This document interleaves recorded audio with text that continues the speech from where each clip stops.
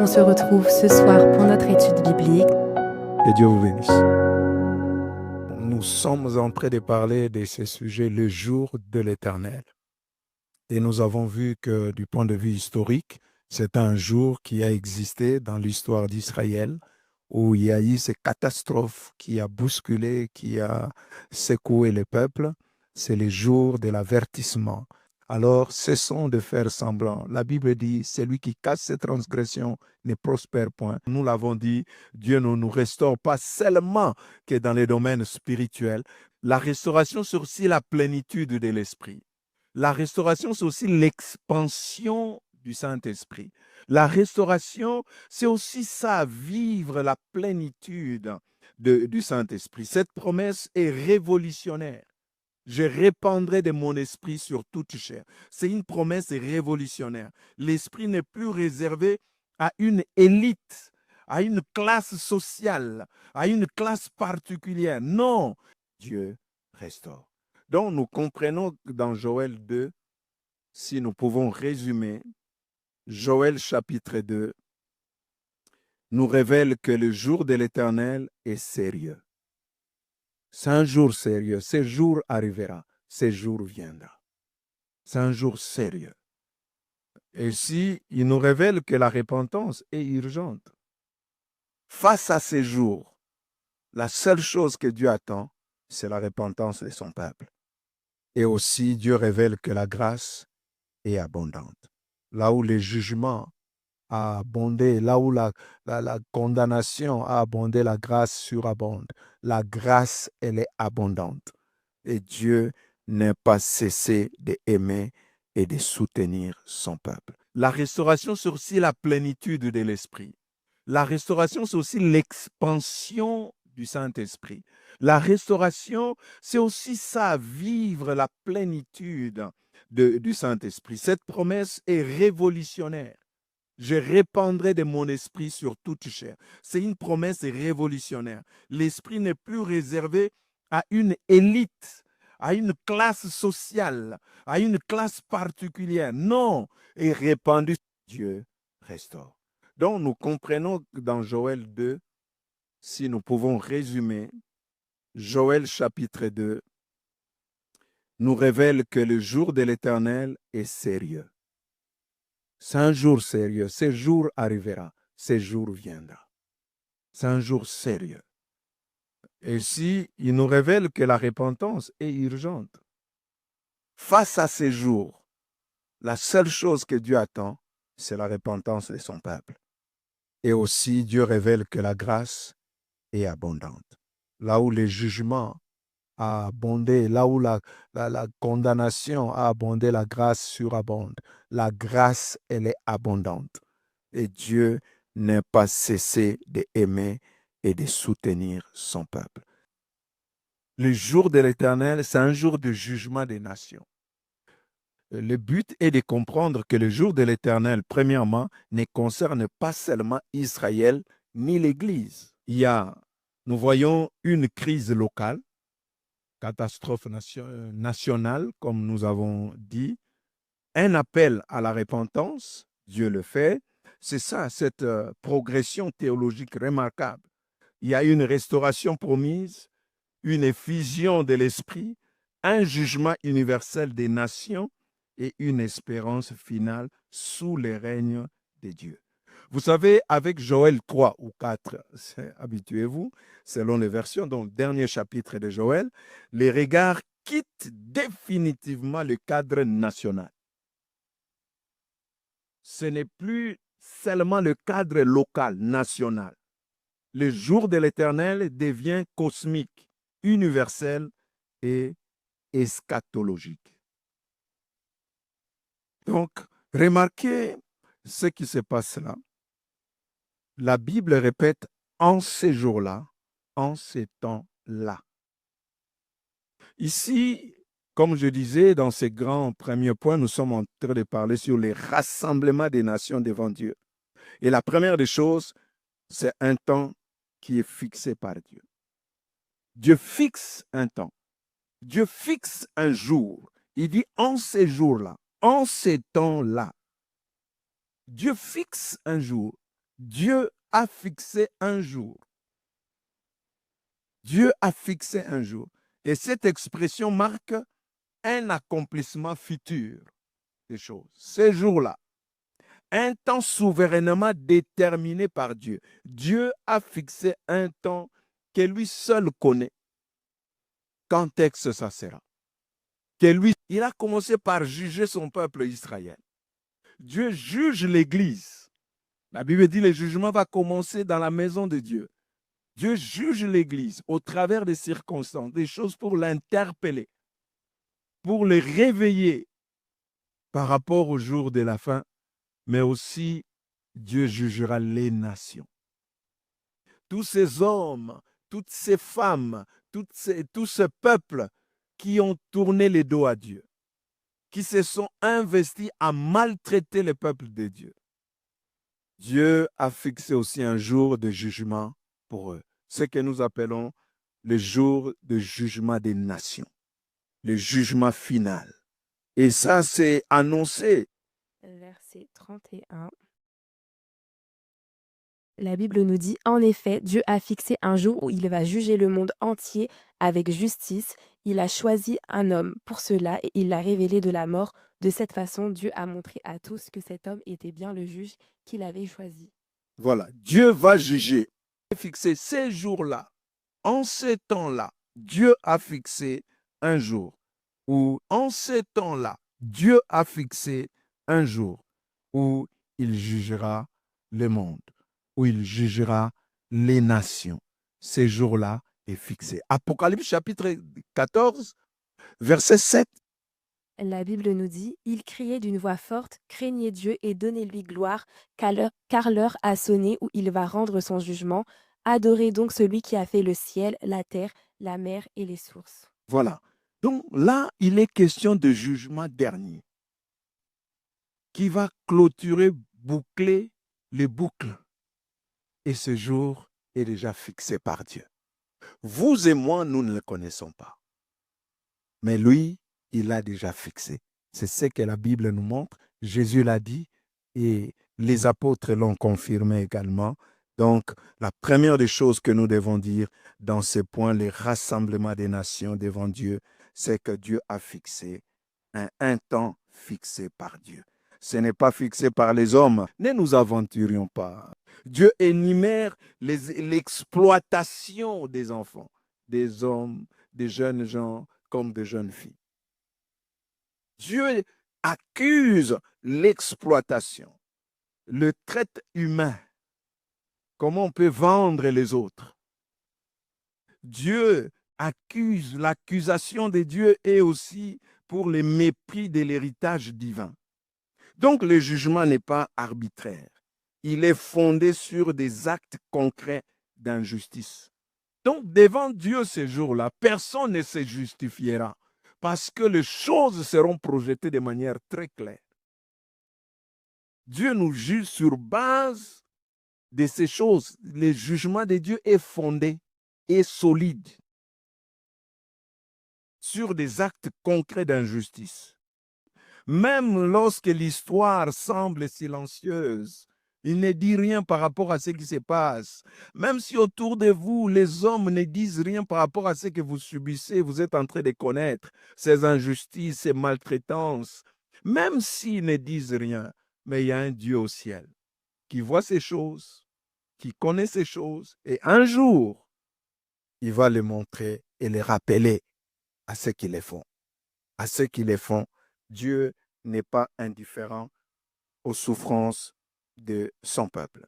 Deuxième grand point que je veux dire ici, après les rassemblements des nations devant Dieu, ce passage chapitre 3, dans le dernier chapitre de Joël, dans son verset 4 et 8, nous parle également des renversements des puissances humaines. Est-ce qu'on peut lire ça aussi? La Bible nous dit, et vous, Tyr et Sidon, et tous les districts philistins, quelles sont donc vos prétentions à mon égard? Voulez-vous vous venger sur moi ou vous en prendre à moi? Bien vite, promptement, je ferai retomber sur vous tous vos agissements. Vous avez dérobé mon argent et mon or, vous avez pris tous mes objets précieux pour les emporter dans vos temples, et vous avez vendu les Judéens, les Jérusalémites, aux Ioniens, pour qu'ils soient éloignés de leur pays. Eh bien, moi, je vais les revigorer pour qu'ils quittent le lieu où vous les avez vendus. Je ferai retomber sur vous tous vos agissements. Je livrerai votre population aux Judéens qui les vendront aux Sabéens, cette nation lointaine. C'est l'Éternel qui le déclare.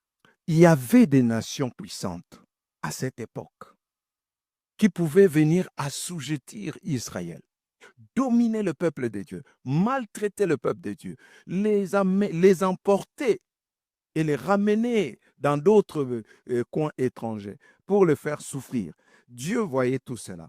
Mais les nations qui se croyaient intouchables découvrent une vérité redoutable. Dieu se souvient. Ces passages que nous venons de lire révèlent une loi spirituelle universelle. Ce que l'homme sème, il le moissonnera. C'est ça la loi. Vous avez sémé de l'injustice et vous avez passé cela est passé inaperçu. Même les gouvernements humains, ils n'ont pas vu. Vous êtes échappé belle. C'est devant les hommes, mais pas devant Dieu.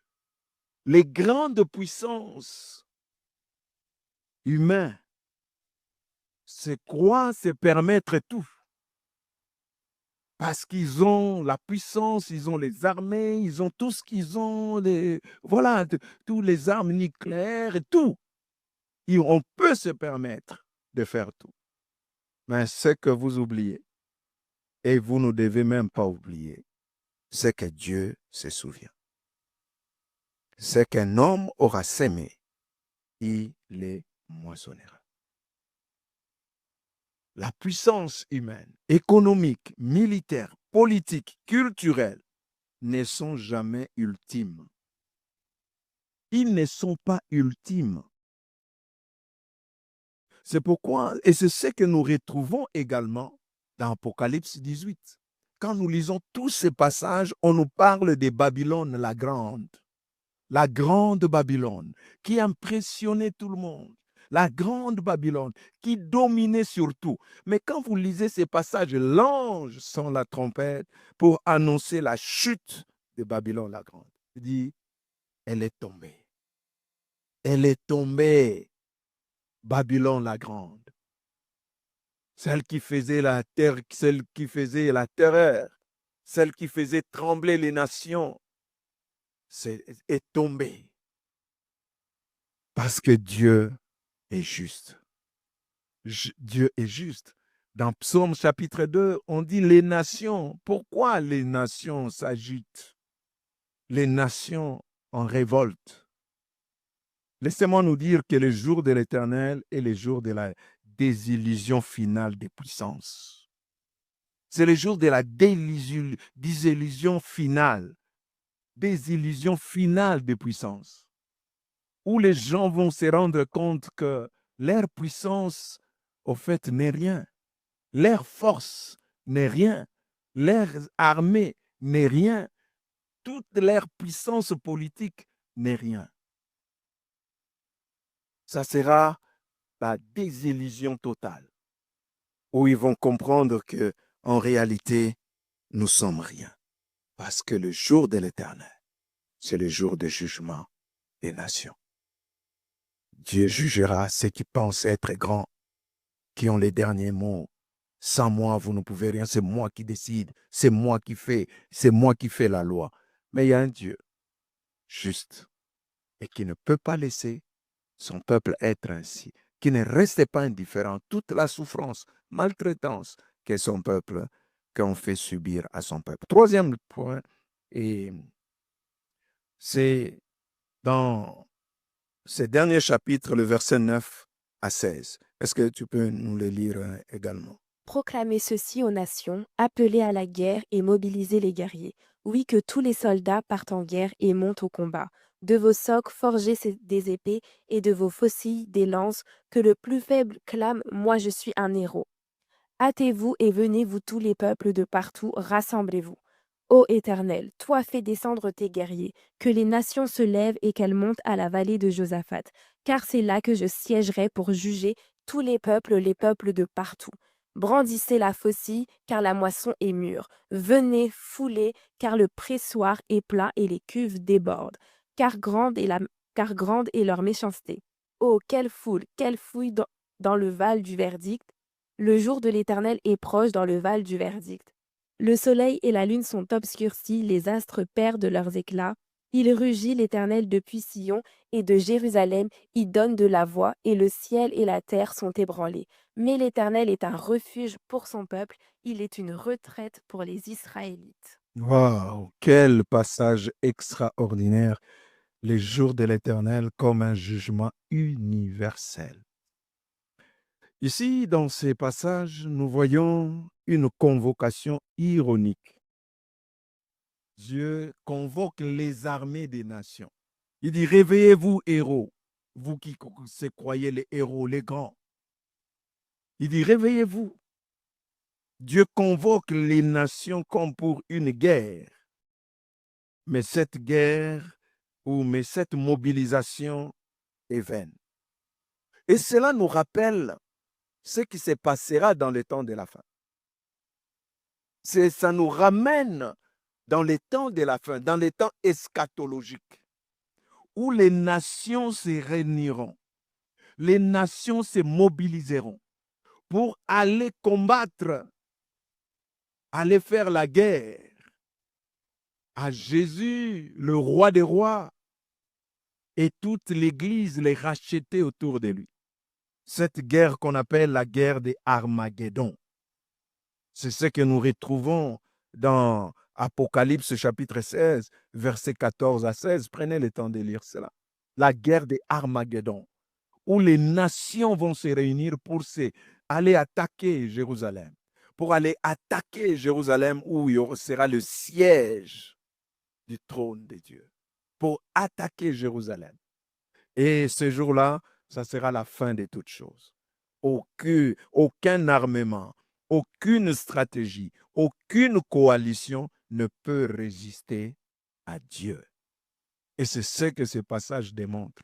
Réunissez-vous, rassemblez-vous, faites des plans, faites des projets, mais rien ne peut résister à Dieu. Et de manière eschatologique, tout cela se fera et c'est là où Dieu va renverser les Gog et Magog.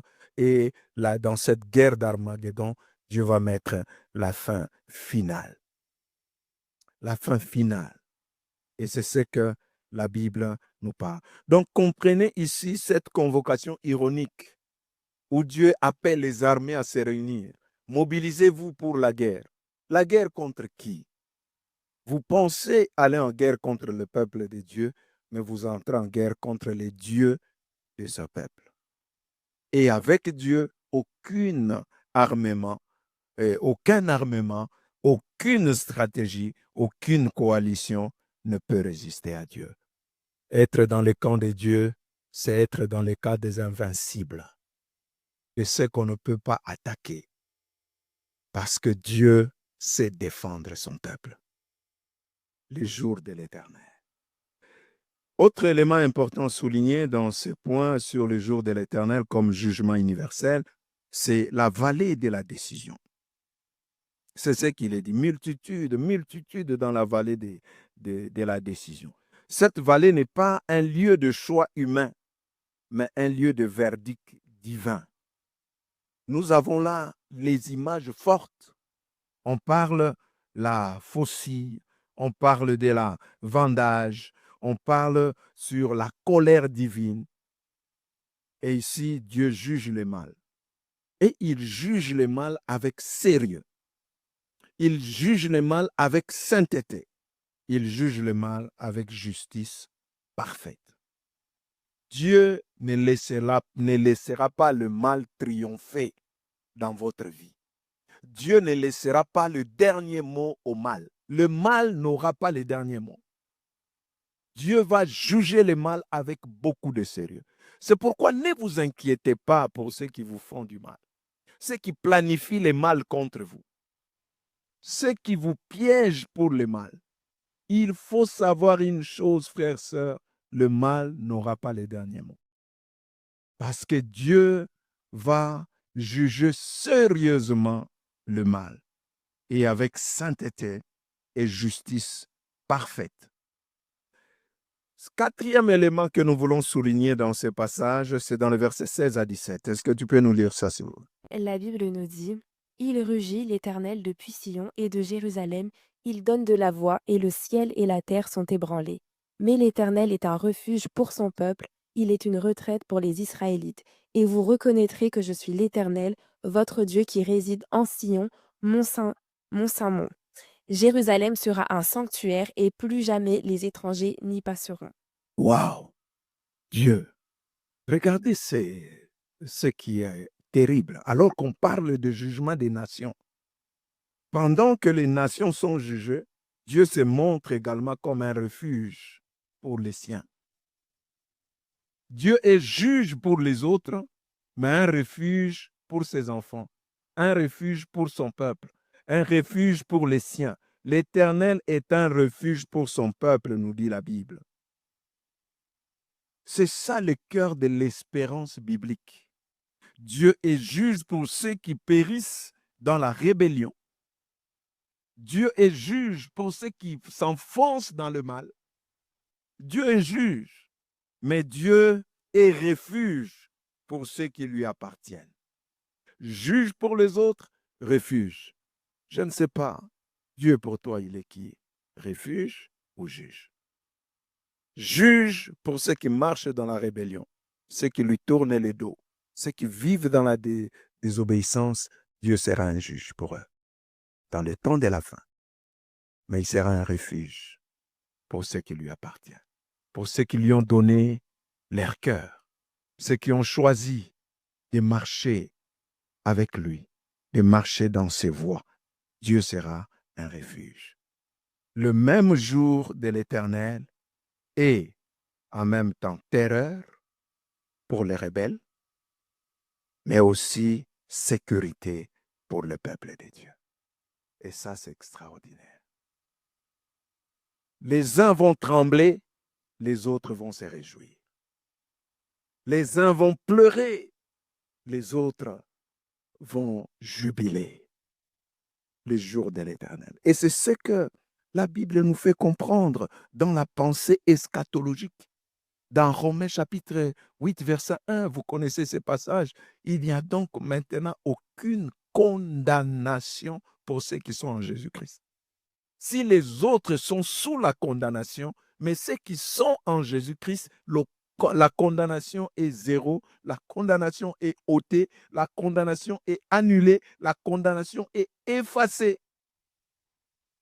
Les dieux jugent, mais c'est un refuge. Oui, on peut compter sur lui. Et ça, c'est très encourageant. C'est très, très encourageant.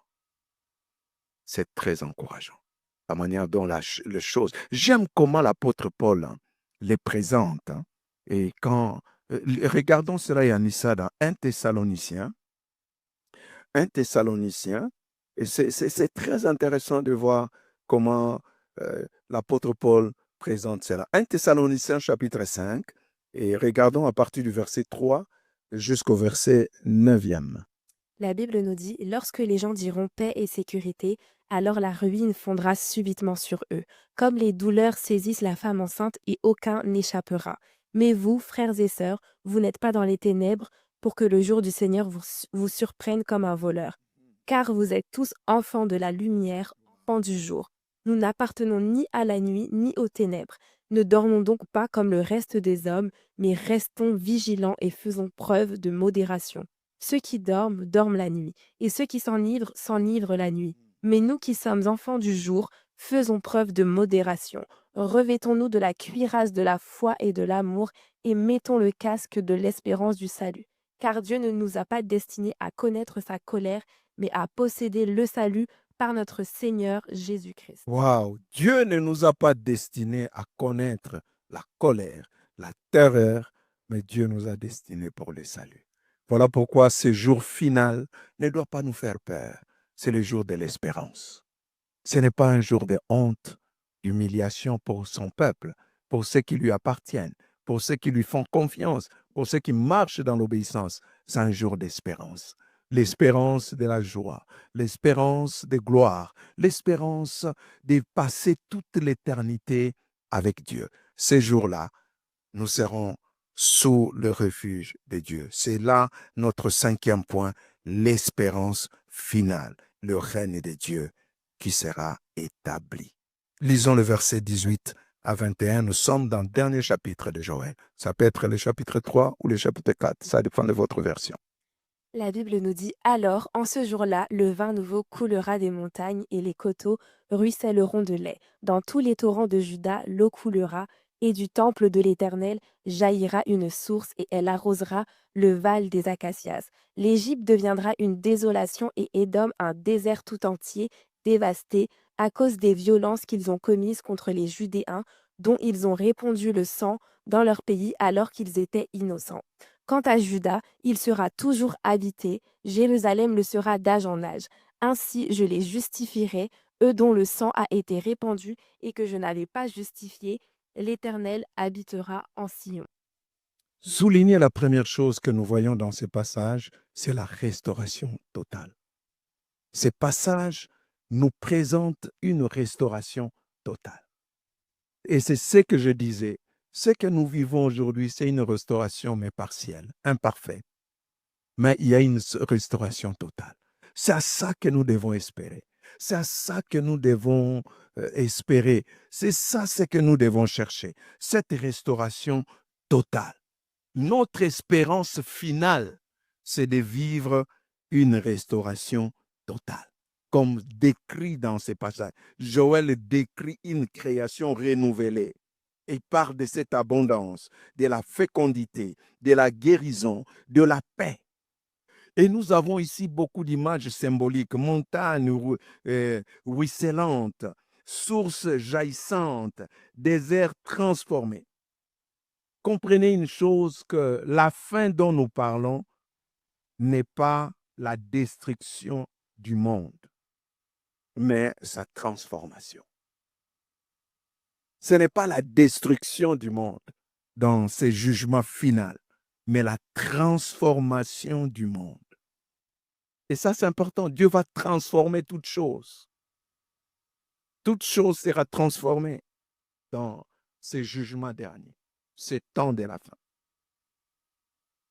Deuxième chose que nous voulons souligner dans cette espérance finale, c'est la présence permanente de Dieu. Non pas seulement dans cette espérance finale, dans ces temps de la fin, nous allons vivre, les peuples de Dieu vont vivre une présence permanente de Dieu.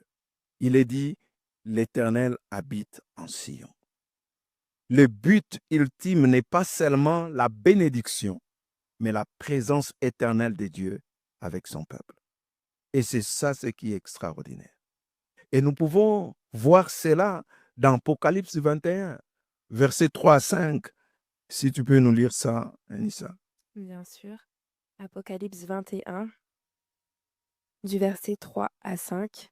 La Bible nous dit: Et j'entendis une voix forte venant du trône qui disait: Voici la tente de Dieu avec les hommes, il habitera avec eux, ils seront ses peuples, et lui, Dieu avec eux, sera leur Dieu. Il essuiera toute larme de leurs yeux, la mort ne sera plus, et il n'y aura plus ni deuil, ni plainte, ni souffrance, car ce qui était autrefois a définitivement disparu. Alors celui qui siège sur le trône déclare: Voici, je renouvelle toutes choses. Il ajouta: Écris que ces paroles sont vraies et entièrement dignes de confiance. Waouh! Voici, je fais toutes choses nouvelles. Dieu va amener le renouveau. Et c'est ça ce qui est important. La terre, et Dieu va amener une nouvelle terre et des nouveaux cieux. Et les choses seront totalement changées, renouvelées dans ces temps de la fin. Lorsque la fin de toutes choses sera faite, nous serons dans une nouvelle Jérusalem, une nouvelle terre. Et c'est là où nous habiterons, dans une nouvelle terre. Vous savez, c'est ce qu'on doit savoir. Nous habiterons sur terre et une nouvelle terre. Une terre renouvelée, où il n'y aura plus de deuil, où il n'y aura plus de larmes, une nouvelle terre. C'est ce que Dieu prépare. Il fait toutes choses nouvelles, notre Dieu. Et ça, c'est dans la vision eschatologique. Lorsque les trompettes sonnera, nous irons au ciel, le tribunal de Christ. Après le tribunal de Christ, ça sera le jugement dernier. Et après le jugement dernier, c'est là où nous allons parler de nouvelles choses. Une nouvelle terre, des nouveaux cieux. Et nous allons vivre éternellement avec lui. Et l'Éternel habitera de manière permanente avec son peuple. Joël, dans ce dernier chapitre, si nous voulons synthétiser cela, il nous enseigne que, premièrement, Dieu est le juge universel. Il ne juge pas seulement Israël, l'Église, mais aussi les nations. C'est un juge universel. Deuxièmement, il nous enseigne qu'aucune injustice ne restera impunie. Aucune injustice ne restera impunie, à moins qu'on se répande. Troisième chose, l'histoire humaine a un sens et une fin. Oui, il y a une fin en tout. Quatrième chose, le mal n'aura pas les derniers mots. Le mal n'aura pas les derniers mots. Et cinquième chose que nous enseigne ces derniers chapitres, c'est que le règne de Dieu est l'aboutissement glorieux du jour de l'Éternel. C'est là la fin de toutes choses. Non, la fin de toutes choses ne sera pas chaotique. Peut-être les choses ont commencé de manière chaotique, dévastée. Mais la fin de toutes choses ne sera pas chaotique, sera glorieux. C'est ce que l'apôtre Paul dit. Les souffrances du temps présent ne peuvent être comparées à la gloire à venir. Il y a une fin glorieuse qui vous attend. Il y a une fin glorieuse qui vous attend. Une fin merveilleuse qui vous attend. Une fin extraordinaire qui vous attend.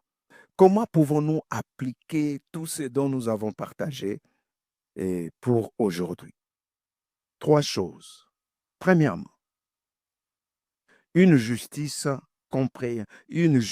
compréhension de la justice divine. Aujourd'hui, nous devons avoir une juste compréhension de la justice divine. Nous devons comprendre que Dieu voit, Dieu juge, Dieu interviendra. Dieu est le juste juge. Deuxième chose que nous devons savoir pour aujourd'hui, c'est que nous devons mener une vie libérée de peur.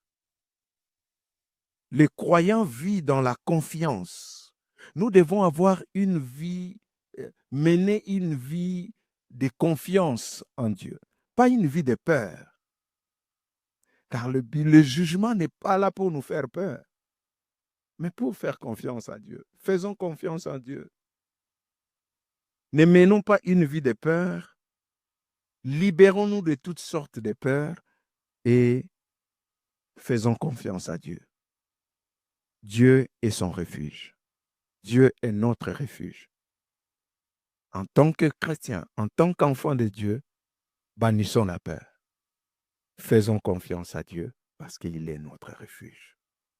Troisième chose, c'est que ces passages, toutes ces choses nous enseignent aussi une urgence missionnelle.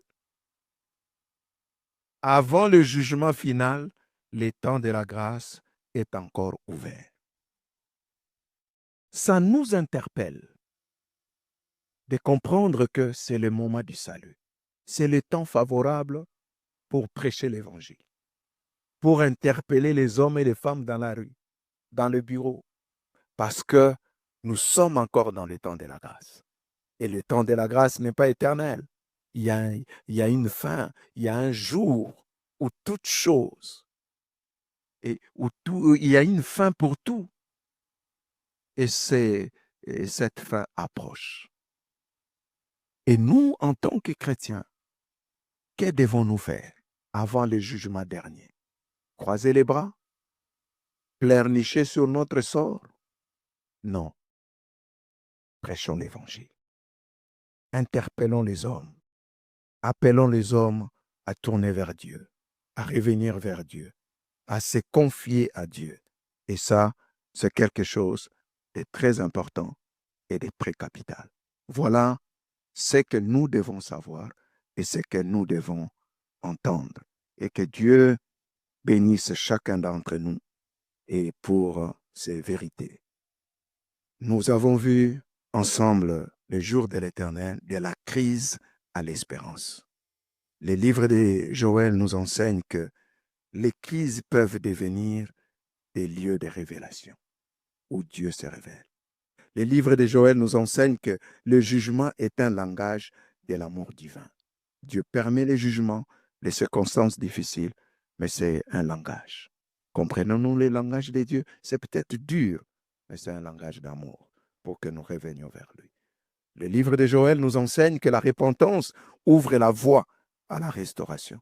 Sans repentance, il n'y a pas de restauration. Et le livre de Joël nous enseigne que l'histoire se dirige vers un accomplissement glorieux, pas chaotique, mais glorieux. Le jour de l'Éternel n'est pas seulement un événement futur, il est un appel présent à vivre devant Dieu, dans la repentance, la foi, la vigilance et l'espérance. Que Dieu vous bénisse. Waouh! Waouh, c'était vraiment extraordinaire. En tout cas, je ne sais pas si, comme moi, vous avez été autant bénis par l'enseignement du pasteur Noëlla sur cette thématique, le jour de l'Éternel. On a vraiment été richement bénis, richement enseignés. Et vraiment, merci beaucoup, pasteur, pour Merci à vous. ces précieux enseignements. En tout cas, ça va vraiment nous accompagner dans cette année de restauration Amen. pour vivre pleinement le thème que le Seigneur a déposé dans le cœur de son serviteur. Et je crois que tout à chacun, on doit vraiment prendre le temps de réécouter, de se remémorer ce que nous avons abordé durant l'étude biblique de ce mois-ci pour vivre pleinement l'année de la restauration. Alors, je vois qu'il n'y a pas forcément de questions dans le chat, mais moi, j'en ai quelques-unes. Dieu. Donc, comme on a pu aborder, dans ce dernier point où on a vu, pas mal d'éléments, comment Dieu se manifeste, comment Dieu juge les nations. Oui. Et moi, la question que je me suis posée, en quoi le fait que Dieu soit à la fois juge des nations et refuge pour son peuple peut-il changer notre façon de vivre notre foi au quotidien? Parce que c'est vrai que ça peut faire peur quand on sait que Dieu est un juge. On va peut-être se concentrer vraiment sur le fait il faut que je me tienne, à carreau, il faut que je sois dans la sanctification et on oublie que notre foi doit se vivre, doit s'exprimer de différentes manières. Donc comment on peut, en quoi, le fait que Dieu soit à la fois juge des nations et refuge pour son peuple, peut changer notre façon de vivre notre foi au quotidien. Alors, la première des choses que j'aimerais dire, nous ne devons pas vivre dans la peur. Dans la peur, par rapport à tout ce que nous traversons, tout ce que nous vivons. Être dans la peur, mais plutôt avoir confiance à Dieu, sachant que tout ce par quoi nous passons, tout ce que les injustices que nous pouvons vivre, Dieu est juste. Et il ne laissera pas cela impuni. Dieu le voit. Et un jour, il nous justifiera devant les nations. Okay. Et deuxième des choses que je pourrais dire ici, en prenant conscience d'un Dieu juge qui est aussi notre refuge, nous devons plutôt lui faire confiance. Vivons en ayant confiance en Dieu tous les jours. C'est lui notre refuge. Et troisième chose que j'aimerais dire, et je m'arrêterai par là, connaissant que Dieu jugera les nations, nous ne devons pas rester insensibles à la réalité des nations. Nous devons prêcher ces gens-là. Parce que le but de Dieu n'est pas leur jugement, mais leur salut. Dans le chapitre 2, il est dit « Quiconque invoquera le nom de l'Éternel sera sauvé ». Donc, c'est le but, c'est le salut. Mais pourquoi Dieu va juger les nations? Parce que les nations s'endurcissent. Parce que les nations refusent, se rebellent. Alors Dieu étant juste juge, il doit exercer sa justice dans sa sainteté. Mais nous, comment nous devons vivre? Nous ne devons pas rester indifférents. La Bible dit, Dieu veut que tous les hommes soient sauvés et qu'ils parviennent à la connaissance de la vérité. Ça doit plutôt nous interpeller pour dire non, il faut que je prêche l'évangile. Dieu, il faut que je... Dans ces nations, ces peuples, il y a nos frères, il y a nos sœurs, voilà, il y a des personnes que nous connaissons ou pas. Alors, profitons pour annoncer l'évangile, prêcher Jésus-Christ, afin que les nations se tournent vers lui. Et Dieu sera ainsi glorifié. Soyons sans peur, vivons dans la confiance, et Dieu reste notre juste juge. Voilà. Amen. Merci beaucoup, pasteur. Merci. Une dernière question par rapport à ce que tu viens de dire. Comment faire en sorte de garder notre cœur tourné vers les nations pour qu'ils puissent vivre le salut, voir le salut? Parce que comme on voit dans Joël 4, comment les nations ont pu répandre le sang, comment elles ont pu vraiment faire des actes très, très durs, très injustes. Comment, en tant qu'enfant de Dieu, on peut, garder notre cœur, cultiver notre cœur pour nous dire: «OK, il y a des injustices, il y a des choses très difficiles qui se font actuellement dans le monde, mais comment continuer à prier pour que le salut, se manifeste dans les nations?» Que dit la Bible? La Bible dit, bénissez et ne maudissez pas. Priez pour ceux qui vous maltraitent, pour ceux qui vous persécutent. Donc je pense que c'est le cœur de Dieu que nous devons avoir et prier pour ces personnes. Priez juste, pas pour que le jugement tombe sur eux, mais priez pour que leur cœur se tourne vers Dieu. Prions pour la repentance, parce que Dieu ne veut pas que les gens se perdent. Dieu veut qu'un grand nombre soit sauvé. Et tenons-nous comme des intercesseurs pour ces nations qui répandent le sang, qui détruisent, qui se croient. Tenons-nous dans la prière pour que Dieu qui puisse écouter l'appel de Dieu et se tourner véritablement vers Dieu et qu'ils connaissent Dieu. Heureux le peuple dont l'Éternel est roi, dit la Bible. Heureuse la nation dont l'Éternel est roi. Si Dieu prend sa place dans les nations, c'est là où nous verrons les changements. Et en même temps, nous devons savoir que tout ce que nous vivons, nous voyons aujourd'hui parmi les nations, c'est les signes des temps de la fin qui doivent nous interpeller pour dire attention, soyez prêts, ne baissez pas les bras, ne vous découragez pas, ne désespérez pas, il y a un futur glorieux qui vous attend. Alors, ayez les regards fixés sur Jésus. C'est ça ce qui est important. Amen. Merci beaucoup pour ces réponses, pasteur. Merci. En tout cas, ce que je retiens, c'est vraiment que la restauration est la volonté de Dieu pour tout à chacun. Amen. Ce n'est pas uniquement réservé à son peuple, mais Dieu, dans son projet, avec son cœur souverain, souhaite que les nations puissent vivre la restauration. Restauration universelle. C'est ça. Pas seulement locale, tout ça national, mais c'est universel. Universel, voilà. Donc, merci beaucoup en tout cas pour cet enseignement. En tout cas, on va continuer à être enseignés, continuer à méditer sur, cette thématique, sur Joël et on se retrouve dans nos programmes de la semaine, vendredi dans notre journée de jeûne et prière, puis on se retrouve à 19h30 pour le culte et on va se retrouver le dimanche pour le début de notre programme, PR7. Donc voilà, on sait que le Seigneur va nous faire du bien. On sera en jeûne fruits et légumes, mais nous allons vivre pleinement la restauration. Donc voilà, je te laisse conclure, pasteur. Que Dieu soit béni. Merci de nous avoir suivis, de passer ce temps d'études bibliques ensemble. Nous sommes donc à la fin de notre culte de ce soir. Nous vous donnons rendez-vous, n'oubliez pas le vendredi, mais le dimanche, nous commençons notre Père 7, la loi de la grâce. Tu es non coupable. Condamnation, zéro. Alors ne manquez pas ces grands programmes et Dieu ne manquera pas non plus de vous bénir. Que Dieu vous bénisse. Seigneur, nous recommandons ton peuple que nous sommes entre tes mains. Laisse que ces vérités restent gravées dans nos cœurs et nous prépare pour ces grands jours. Ces jours, Seigneur, glorieux. Ces jours merveilleux que tu nous réserves et que tu as fixés toi-même depuis la fondation du monde. Nous ignorons les jours, mais toi, tu les connais. Aide-nous simplement, Père, à rester ancrés à toi, préparés. Qu'importe les réalités que nous traversons, nous ne voulons pas perdre cette espérance d'un jour glorieux qui nous attend. Que ta grâce nous accompagne. Dans le nom de Jésus. Amen. À très bientôt. Que Dieu vous bénisse. Bonne soirée.